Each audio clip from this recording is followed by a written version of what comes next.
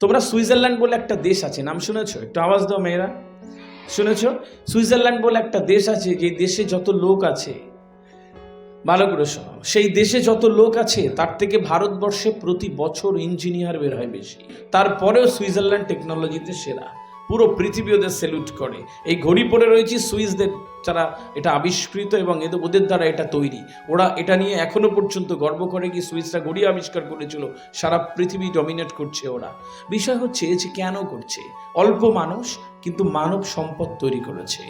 আমি ধনী আর বড় লোকের পার্থক্যটা এইভাবে, যে টাকায় নয়।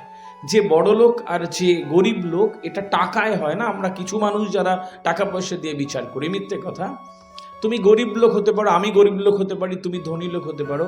গরিবটা হচ্ছে সেই মানুষ যার জীবনে কোনো স্বপ্ন নেই, উদ্দেশ্য নেই, সে জানে না কোথায় যাবে। সে সকালবেলা ওঠে, খায় দায়, কিছু একটা করে শুয়ে পড়ে।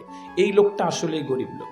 যার কিচ্ছু নেই, ভাঙা ঘরে থাকে, সুস্থ একটা শরীর, ব্রেন আছে, স্কুলে পড়তে যাচ্ছে, স্বপ্ন দেখছে, কলেজে পড়ছে, স্বপ্ন দেখছে, ইউনিভার্সিটিতে যাচ্ছে, স্বপ্ন দেখছে, ডাক্তার হওয়ার স্বপ্ন দেখছে, বিরাট বড় একটা পজিশন নিয়ে পুরো পৃথিবীকে দেখিয়ে দিচ্ছে।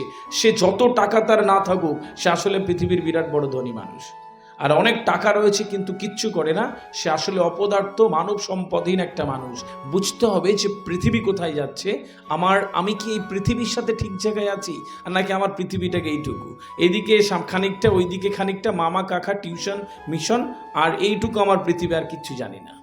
You need to become a global citizen. আমি প্রত্যেকটা মেয়েকে একটা অনুরোধ করে চাই, যদি আল আরাফ থেকে একটা বিরাট বড় জায়গায় যেতে চাও, আজকে এই ক্যাম্পাসে বসে এখান থেকে পৃথিবীর নাগরিক হওয়ার অঙ্গীকার করে নাও প্রত্যেকেই। এই পৃথিবীর 200 থেকে 250টা দেশ আর 800 কোটি মানুষের মধ্যে তুমি একজন।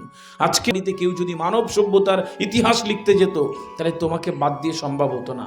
তোমাকে বাদ দিয়ে পৃথিবীর কোনো কোনায় কেউ আজকে মানব সভ্যতার ইতিহাস লিখতে পারবে না। এই 800 কোটি মানুষের মধ্যে তুমি একজন, এতটা গুরুত্বপূর্ণ একটা মানুষ, আর তুমি চাইলে যা ইচ্ছা করতে পারো। সম্মানিত উপস্থিতি এবং মেয়েরা, নিজের মধ্যে একটা জেদ তৈরি করে রাখো।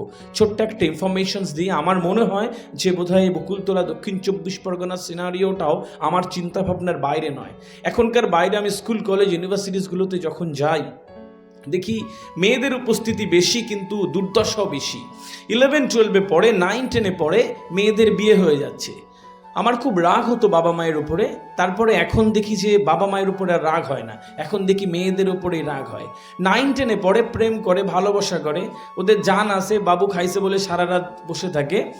বিষয় হচ্ছে যে তারা এগুলো করে ফেলছে, আর বাবা মা তাদের মান সম্মানের ভয়ে 9-10-11-12-এ পড়া মেয়েকে বিয়ে দিয়ে দিচ্ছে। আর 1 মাস সংসার করবার পরে এবার স্বামী স্ত্রীতে মারামারি করছে। বিশাল ঝগড়াঝাটি করার পরে স্বামী চায় কিছু মারটার দিয়ে বলছে, যাও আমার বাড়ি থেকে বেরিয়ে যাও। এখন ও বলছে যে আমাকে বেরিয়ে যেতে বলছে, ঠিক আছে তোমার বাড়ি থাকবো না। একটা ব্যাগ নিয়ে সে ওই বাড়ি থেকে চলে আসে, এসে বাপের বাড়ি চলে আসে। এসে মাকে সব খুলে খুলে কেঁদে কেঁদে বলে, মা, ওই বাড়িতে কেউ সম্মান করে না আমাকে, সবাই খোঁটা দেয়, মা আমাকে ভালোবাসে না, আমাকে মারে, আমি আর ওই বাড়িতে যাব না। আমার স্বামী বলছে বাড়ি থেকে বেরিয়ে যাও, আমি বেরিয়ে এলাম। তো মা সব শুনে বলছে, না না, তোর বাবা আসুক, কি বলে দেখি। রাতের বেলা ও পথ চেয়ে থাকে সন্ধেবেলা কখন বাবা বাড়ি আসবে। রাত হয়, বাবা ফেরে, কেঁদে কেঁদে বাবাকে সব বলে, বাবা জানো ওই বাড়িতে কেউ সম্মান করে না আমাকে, সবাই খোঁটা দেয়, আমাকে মারে, আমি আর যাব না বাবা। বাবা সব শুনে টুনে বলে, মা কি করবি, মেয়েদের জীবন সয়ে নিতে হয়, কাল সকালবেলা বাড়ি যাস। ভোর হয়, ও আবার ব্যাগটা তুলে বাড়ির পথে হাঁটা করে। মাঝ রাস্তায় এসে ধপ করে ব্যাগটা ফেলে একবার ভাবে যে স্বামীও বলছে বাড়ি যা, আর বাবাও বলছে বাড়ি যা, যাবো কোথায়।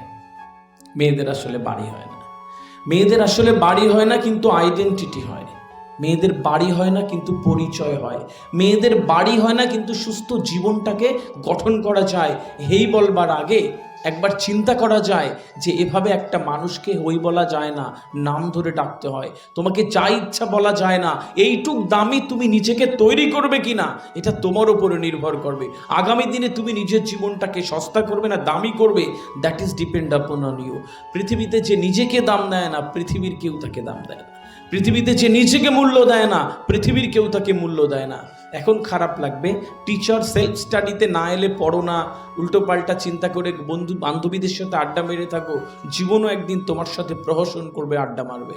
যদি পরীক্ষার আগে ফজরে উঠতে তোমার কষ্ট হয়, এখনও যদি ফজরে উঠতে তোমার কষ্ট হয়, সেলফ স্টাডিতে পড়তে তোমার কষ্ট হয়, যদি মনে হয় যে বাবা মা জোর করে রেখে গিয়েছে বলে আসি, তাহলে বাক্স টাক্স গুছিয়ে বাড়ি চলে যেও। এ জীবন তোমার জন্য না, ওই সিটে কাউকে বসতে দাও। এই পৃথিবীর হাজার হাজার মেয়েরা যারা এরকম একটা সুযোগের অপেক্ষায় রয়েছে, এরকম একটা ক্যাম্পাসে পড়বে, এরকম লাইট থাকবে, ফ্যান থাকবে, 3 বার খেতে পাবে, এত ভালো টিচার্স প্যানেল থাকবে, লাখ লাখ মেয়ের স্বপ্ন রয়েছে, তারা আসতে পারে না ওই জায়গাটাতে। আমাকে বুঝতে হয় যে তোমাকে যখন আল্লাহ সুবহানাহু ওয়া তাআলা সুযোগ দিয়েছে, তোমাকে আল্লাহ সুবহানাহু ওয়া তাআলা পছন্দ করে, তার পছন্দের জায়গাটাকে সরিয়ে দিয়ে নিজের জীবনটাকে দুর্দশায় বানাবে না।